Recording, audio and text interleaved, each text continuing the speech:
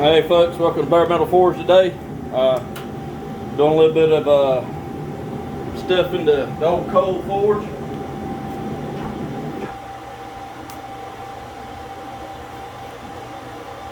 It's fun to get this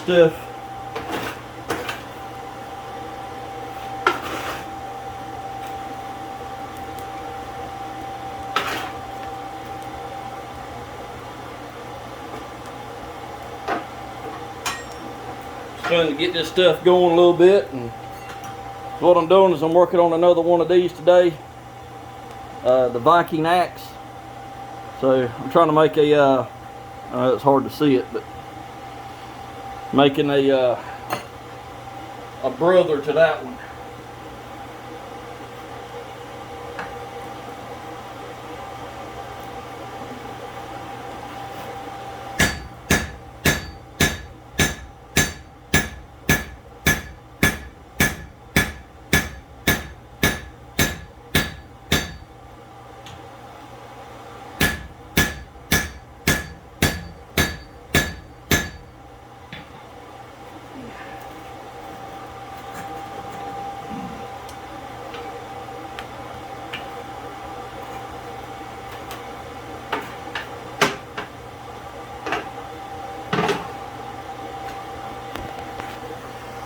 See if we can't get y'all on another.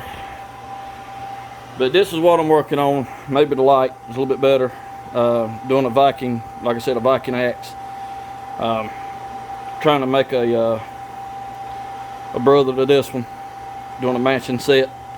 So, but we'll see how it turns out. So far, it's doing pretty good. I'll see if I can't get y'all set up on a different angle. Maybe get to watch a little bit of the forging too. It ain't gonna be much. I ain't got much left on it. Something I've been working on.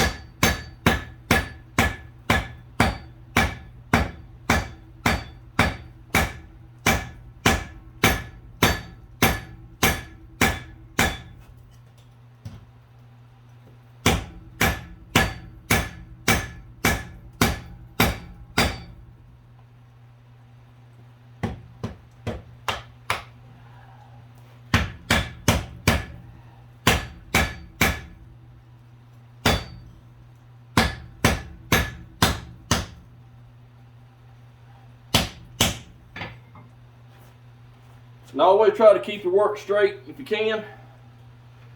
That way you can, it's easier to keep it straight as you go. I got it to my general shape, and then all I got to do now is get it cut down to what I need it. I got a little bit more on this back side to bring out. And then that should do it on that. Then I'll have to work on that eye just a little bit more to bring out what I need.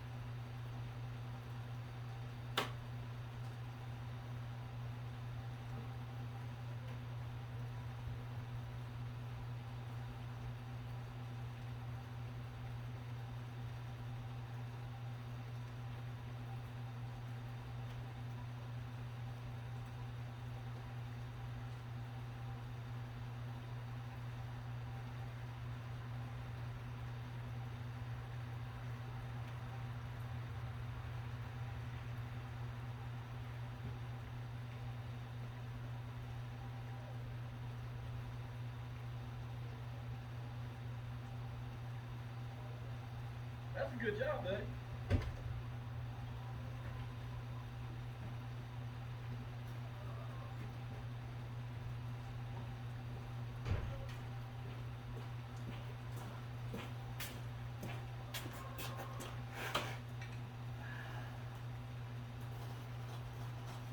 Try to get that bottom side a little bit better.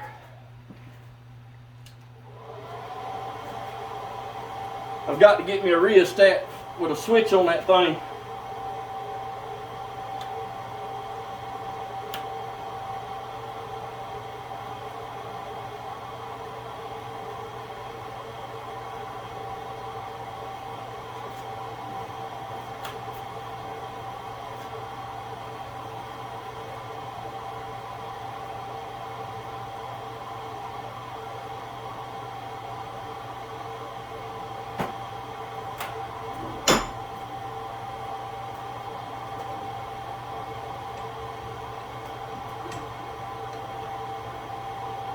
Just remember, when you got this thing in here, you cannot leave it.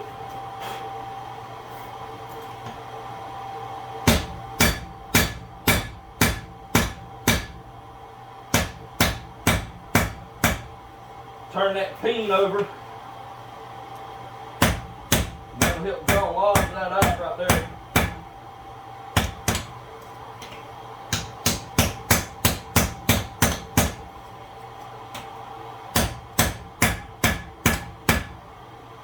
Didn't take a whole lot.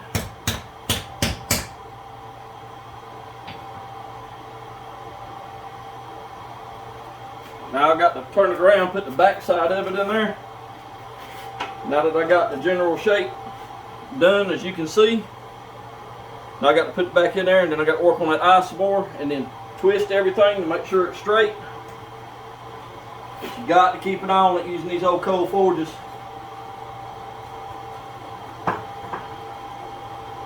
Because you will burn a piece of metal up in a heartbeat.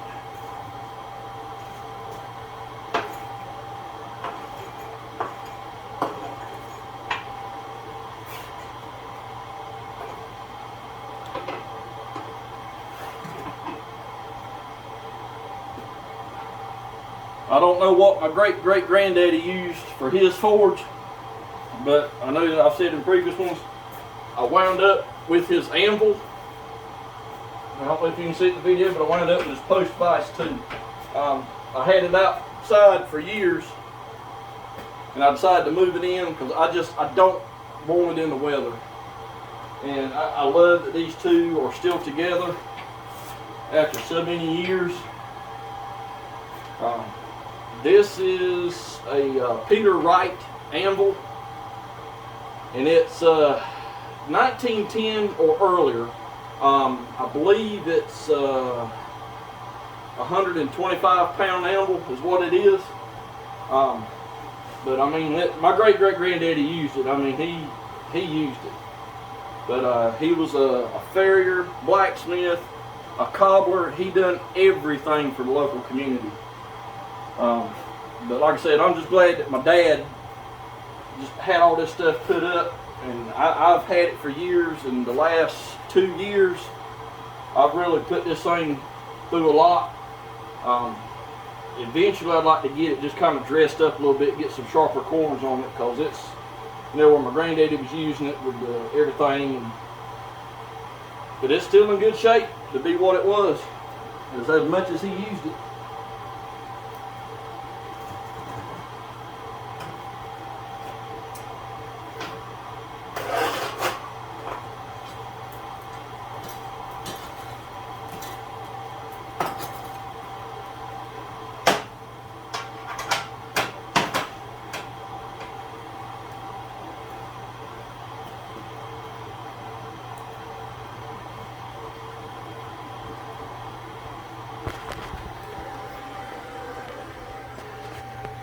Bit of a dreary day here in Old Cedar Creek, but it's a good day for forging though.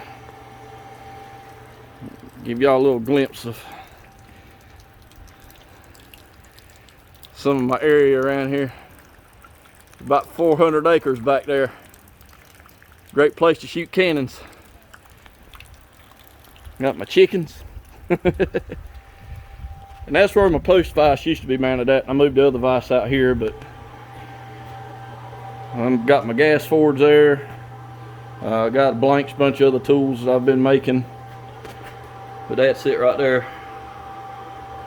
And then I got my piece I made to put the water in so I can quench stuff right there at the anvil. But this is my workshop. It's a little cluttered.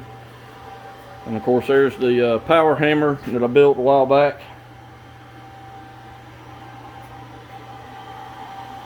But I love it. It's my little shop. That's my bare metal forge.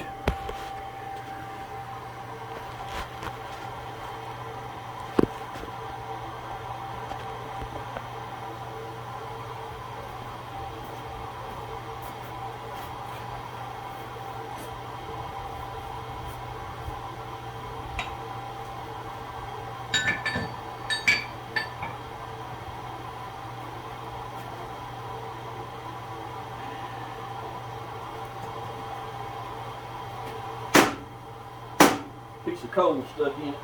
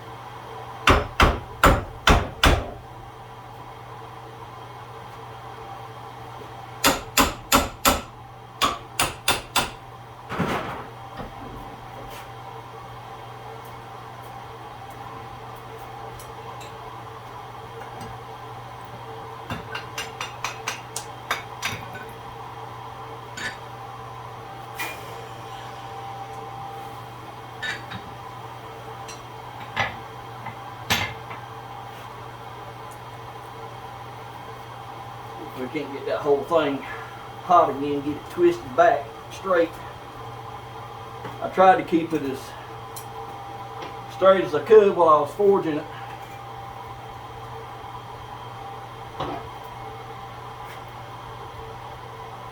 But that's about it. My hammer, or not, well, it's a hammer eye punch where I can use it for those small axes like that. All it is a piece of weightlifting bar. Those things are some real tough steel. And that's all I did was I forged it out and beveled it. And I try to keep it sanded so it'll keep it smooth. And it seems like the smoother you can keep a piece of metal, the easier that thing is to pull it back out of what you're drifting.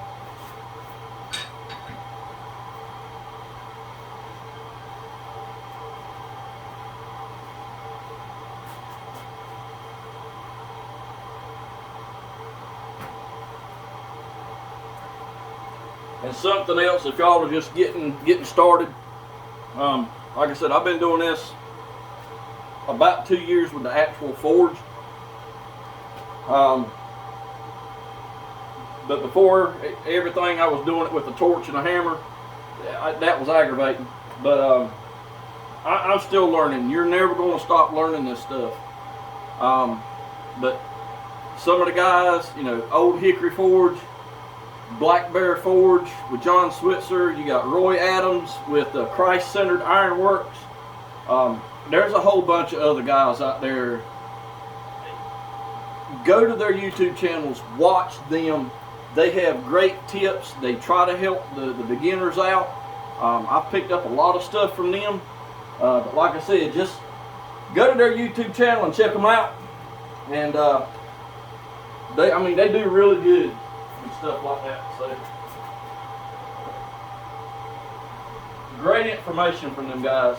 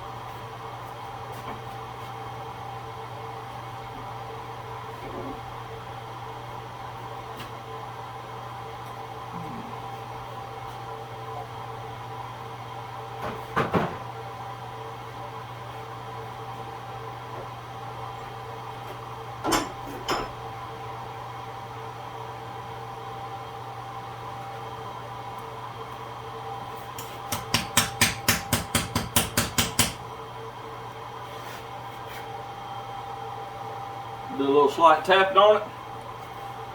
Got my shape, and I need to get this end heated up and put that punch back through there, and then I can stamp it, and then I can do the rest of the work on it. And what we'll do is we'll flip that thing around.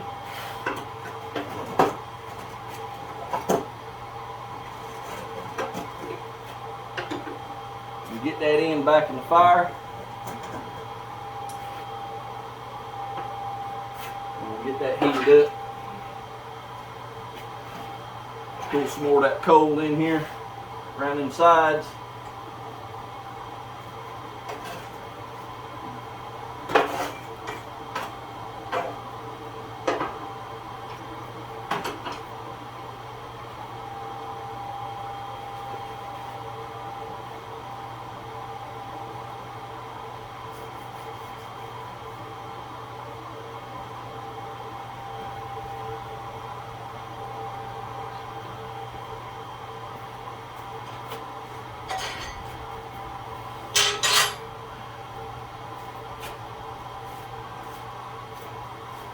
And if you can, always try to keep your anvil clean. That way you're not beating some of that scale back into your work.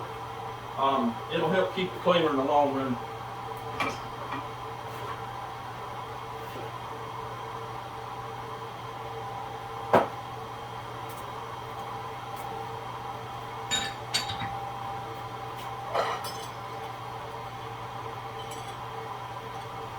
I got tired of having to hold my stamps with either a pair of pliers in my hand getting too close, so what I did was I just took the stamps, forged out some handles for them, and welded them on there.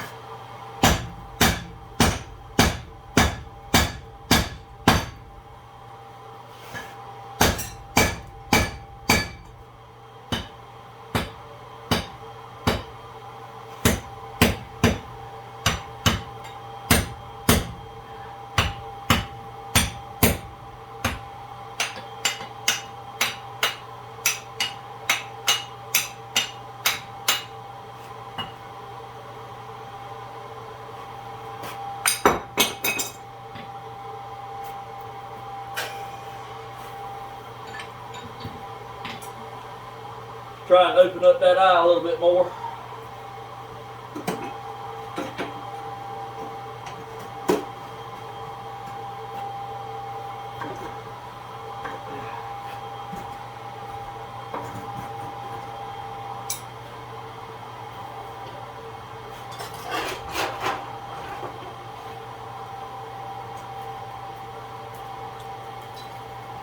Try to keep that thing straight up.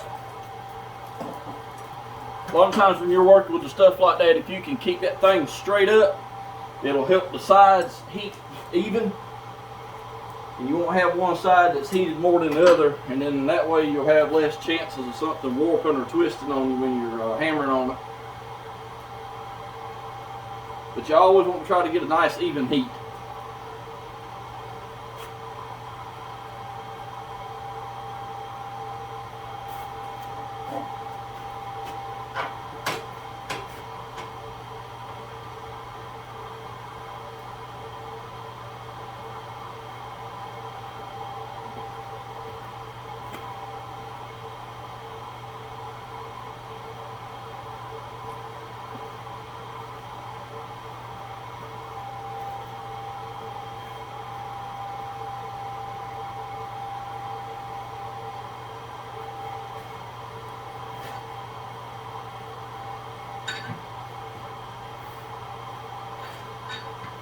get that punch back in there, and I'll go ahead and stamp.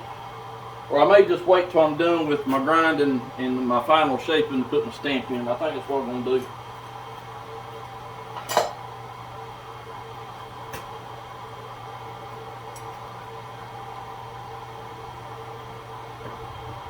So what I'll do is I'll just go ahead and pull this out.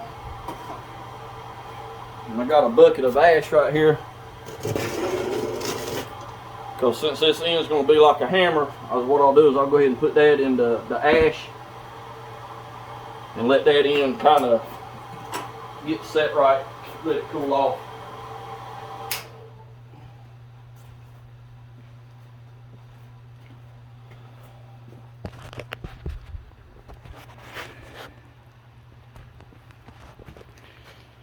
Even got me a big old chunk of West Virginia coal right there my cousin brought back to me. But anyway, that's going to be it for the video.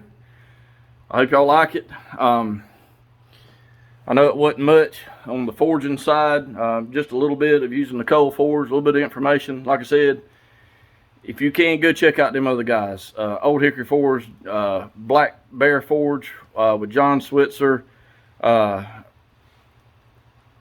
Christ-Centered Ironworks. Check them guys out. There, like I said, there's a slew of other ones that I normally take a peek at what they're doing, trying to get tips from them, because like I said, you never stop learning this stuff.